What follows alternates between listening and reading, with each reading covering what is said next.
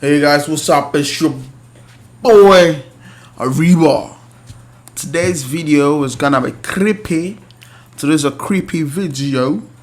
Last photos with disturbing backstories. Let's get it. What's up, Eagle Crew? The Raven is back again to share another interesting, shocking, or just strange, but very true story with you. Today, we're going to explore 3 stories of victims and the chilling photographs they last appeared in. Damn. In 2015, 18-year-old Cheyenne Rose Antoine and her best friend Brittany Garble did something that many young girls do. Something they didn't think twice about. They took a selfie, a picture that would later come back to haunt one of them. The picture shows the friends posing together, Cheyenne grinning and holding the phone, and Brittany smirking with a hand on her hip. They posted the picture to Facebook and went on a night out. The story goes that the two ended up hopping between bars in downtown Saskatoon. At some point during the night, Brittany apparently met a man.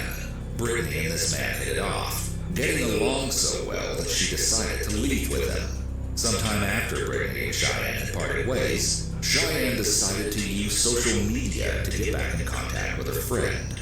She made a post on Facebook asking her where she had gone. "Where are you, Brittany? Haven't heard from you. Hope you make it home safe, and I need my phone. Love ya." She never received a reply. This is the case's first twist, but I could never have predicted the outcome. In the early hours of the next morning, a driver was going down the dark valley road near the Saskatoon landfill on the southern outskirts of the city when he noticed something peculiar on the side of the road. Something about the shape turned his stomach, so he pulled his car over and got out. As he approached, he realized that it was the body of a young woman.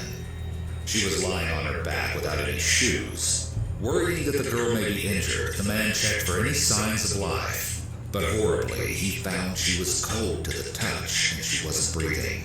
When he saw her neck and the markings there, he realized that she was dead and had probably been strangled. The man, of course, called the police, and an investigation was launched to find the identity of the young woman. Lucky for the police, she had distinctive tattoos, and they released pictures to the public in a bid to match a name to the disturbing corpse. A woman came forward and said she was worried that the body belonged to her friend. It was determined to be Brittany Garble. Investigators started to put the clues together to understand what happened to her. They utilized the girl's social media, and everything seemed to point to the mysterious man who Brittany had left the bar with. But that isn't what actually happened at all. No, the real story is much, much darker. Don't tell me that her friend killed it, because that would be a crazy twist. Here's where it gets crazy. Investigators go to interview Cheyenne. After all, she was Brittany's best friend, and presumably one of the last people to see her alive. She worriedly tells the police, "Yeah, we got ready together that night and then went to the bar and then a house party. And then last we went to Colonial Pub and Grill. That's where Brittany asked some dude for a lighter and kinda invited him to tag along with us. But after that I got dropped off at the Lighthouse. It's an assisted living shelter, because I wanted to visit my uncle and I never saw Brittany again after that." Her story sounded credible enough, and Cheyenne was pretty forthcoming, even putting her uncle on the phone with police to corroborate her version of the events. Pretty much everything checked out.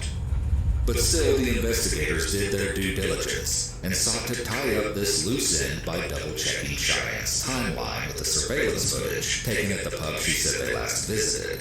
And that's when they saw something that made their blood run cold. Or rather, it's what they didn't see. They couldn't find any trace of either Brittany or Cheyenne at the establishment. Investigators were taken aback.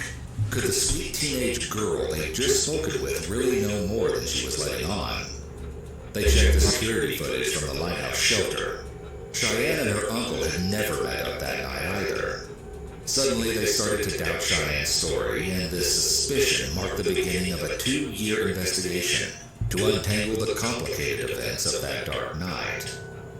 It was the innocent selfie that the two took and posted only 6 hours before the discovery of Brittany's death that finally broke the case and was the key to unraveling the truth.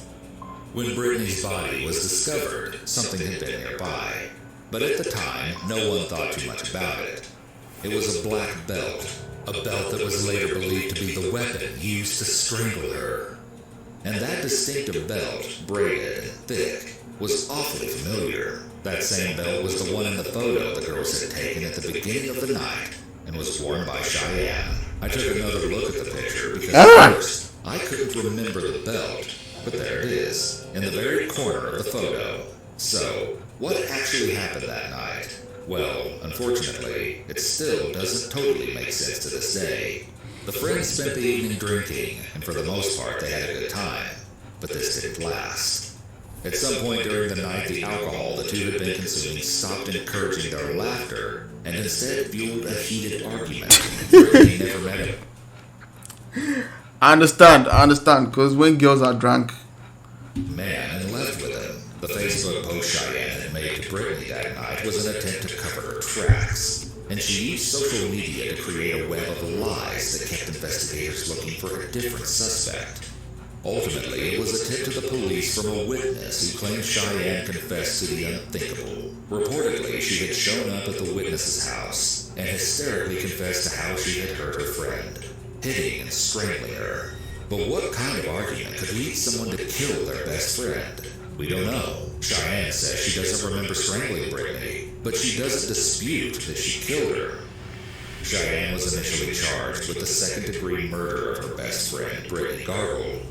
But at the trial in 2018, she pleaded guilty to a charge of manslaughter and was sentenced to 7 years behind bars. Just 7 years. Looking at the picture, I find it so eerie to see Brittany's... By now she's out, because this was in 2015. Damn. Smash. Smiling happily after having just helped her friend decide to wear the weapon that would be used to kill her. The next last photo we are exploring is one that captures a moment of delight as an adventure is about to take place, but has now become a haunting reminder of a life cut too short. 30-year-old Swedish freelance journalist Kim Isabel Fredrika Wall had a promising career ahead of her, and by 2017 had already accomplished publishings in Time, The Guardian, and The New York Times. Okay. And even won awards for her reports. One of Kim's upcoming career endeavors was to interview the Danish inventor and entrepreneur Peter Madsen. In early 2017, she had requested an interview with him, but Madsen didn't agree until August. As a bit of an eccentric, Madsen invited Kim to interview him alone on his homemade submarine, UC-3 Nautilus. Kim agreed, but only planned to be there for 2 hours, as she and her boyfriend were throwing a going-away party to celebrate their planned move to Beijing later that month. Oh. On August 10th, Kim boarded the submarine, and this photo was taken. In it, Kim smiles, standing with her upper body above the submarine's tower hatch. At her side, looking over his shoulder, is Peter Madsen. Kim was apparently afraid to go into the submarine, according to her boyfriend. But despite her reservations, she went anyway, as she was fascinated by people dedicated to something. Kim's boyfriend became concerned when Kim never arrived at their party. He went in search and reported Kim as missing. But then Madsen was found. The morning after Kim had come to interview him, he was rescued from his submarine after it foundered. Despite being aboard a sinking submarine and nearly trapped within, Madsen was discovered to be calm and serious and unshaken by the frightening events. But there was no sign of Kim. Initially, Madsen claimed that he had dropped Kim off after her interview concluded. But as you will see, that wasn't the case at all. Something about the damage to the submarine was suspicious to the authorities, who saved Madsen, and they soon suspected that he had intentionally scuttled the ship. What? But why would Madsen destroy his own submarine? And where was Kim Wall? The ship was eventually raised up, and there was no evidence of Kim on board. Yet Madsen's calm demeanor and matter-of-fact recounting of the night's events was unnerving. When researching, I found quite a few different accounts of that night, and it turns out Madsen gave multiple different stories, none of which added up. This is probably why he came under suspicion in the first place, along with the fact that the submarine never docked after Kim boarded. So no matter what he said, nothing could explain how Kim could be safe if the submarine never came back to land until Exactly. it foundered. Because of this, Madsen was swiftly arrested after his rescue. Initially, he was charged with negligent manslaughter, as police suspected Kim's fate had been an unfortunate accident. And at first, Madsen changed his story again to match this assumption. But soon more evidence washed ashore. Gruesome and horrifying evidence. What? 11 days after Kim's disappearance, a cyclist was enjoying a bike ride along a beach in the southwest of Amar. The wind was whipping up off the water, but the sea breeze was pleasant. Among the rocky shore, the cyclists noticed something peculiar, and they slowed down, coming to a full stop near the misshapen lump that they just couldn't quite identify. Nearing it, the cyclists realized, with horror and the knowledge that they would never be able to forget what they were seeing, that it was part of a woman's body, her torso beheaded and without limbs, and bearing the marks of stab wounds congregated around the groin. Wait, the person has come to interview you. Why would you do this to her? Body parts just kept washing up on the shore, and at first no one was sure who the body belonged to. In order to end the horror of a beach laden with body parts, cadaver dogs and police divers were brought in. They found Kim Wall's head in a plastic bag.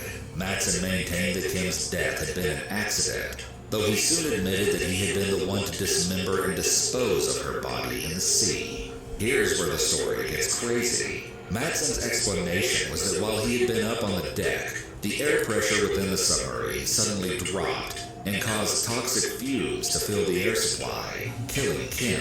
The problem is the medical examiner can't determine the exact cause of death, because Kim's body had been exposed to water for so long and decomposed. However, the coroner testified that they were doubtful that Kim's death was caused by carbon monoxide poisoning, though it was possible, but thought it was more likely strangulation, a cut to her throat, or drowning. What the medical examiner did know for certain was that Kim's body had sustained more than 14 wounds and cuts. But Matson had an explanation. He claimed he slashed her body to prevent the buildup of gases that occurs when a person dies. That way she would sink to the seabed. He also admitted that he dismembered her because he couldn't lift her body off the submarine otherwise. Well, it didn't make sense to the judge. Matson was found guilty of premeditated murder, aggravated assault, and desecrating a corpse, and sentenced to life in prison. I can't help but wonder what... Bro, imagine the guy who was supposed to go with her to Beijing. It's just like, why do people do stupid shit like this? Kim was thinking when that chilling last photo of her was taken. Did she have any idea of the horror that was waiting for her in that submarine? The final disturbing last photo we're taking a look at today might be the most chilling of them all. Really? And in fact has frequently earned the title of the most terrifying photograph.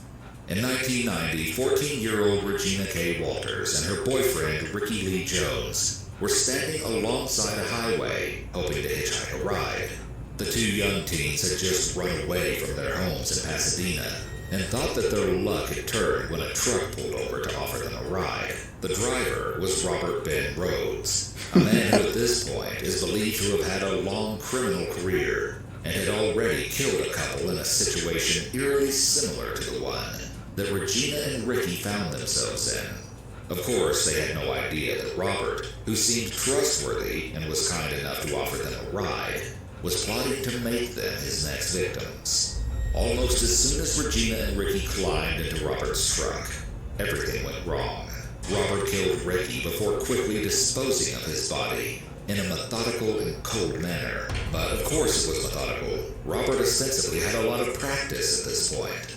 Robert had already done this exact calculated routine on his previous victims, Patricia Candace Walsh and her husband Douglas Zakowski, a few months prior. He felt sure of himself as he held Regina captive in the truck. It is reported that he continually assaulted her in a variety of ways, and even cut off all of her long, curly brown hair. Robert would occasionally call Regina's father on a payphone, taunting him and telling him about how he had cut off all of his daughter's hair. This time, Robert forced Regina to stay with him longer than his other victims, probably because he had been able to get away with it up to this point, and didn't worry he'd be caught. It's unknown exactly how long he kept Regina captive, nor the extent of the horrors that the young girl faced. I tried to narrow down an exact timeline, but unfortunately, the only piece of evidence that gives any indication are photographs that Robert took of Regina. These pictures show her hair growing back and multiple bruises, all in different stages of healing. With this in mind, it's a safe guess to say he held her hostage among the photos Robert had taken was one that is haunting, to say the least. It shows Regina in an abandoned farmhouse wearing a black dress and heels that Robert had forced her to put on. I've seen this photo before. Yeah, I've seen this photo before. Bro, that's crazy. One of which shows that her hair is cropped short and her dress is unbuttoned. Regina's face expresses so much in one photo. Absolute fear and sadness, but also a hint of defiance in the way she frowns. She holds her arms out in front of her in defense. The longer I look at the picture, the more I could see everything that must have been going through her mind. Exactly. This is the last photo of Regina alive, and Robert, behind the camera, was the last thing she ever saw. After the photo was taken, Robert picked up baling wire and strangled Regina. Why? As a testament to his state of mind and the coldness with which he treated Regina. After she was dead, he simply left her body on the floor of the barn, where it began to decompose. Robert later earned the infamous name of the truck stop killer, and though Regina was his last victim, she was allegedly just one of many. Purportedly, Robert was arrested when another woman he had kidnapped screamed until she was found in Robert's truck by a trooper. Robert was convicted of Regina K. Walters' death and 2 others. He was given life without parole. Robert is suspected of assaulting and killing up to 50 women between the years of 1975 and 1990. To this day, Robert sits in Maynard Correctional Center in Chester, Illinois. That's crazy. That's cray. Like, that's major cray. Let me see the comments. What are the comments like? Let me see. How in the hell did that woman only get 7 years for manslaughter because she was a child? In the first story, the girl that was charged ended up only doing 3 years and moved to family in South Africa. Wow.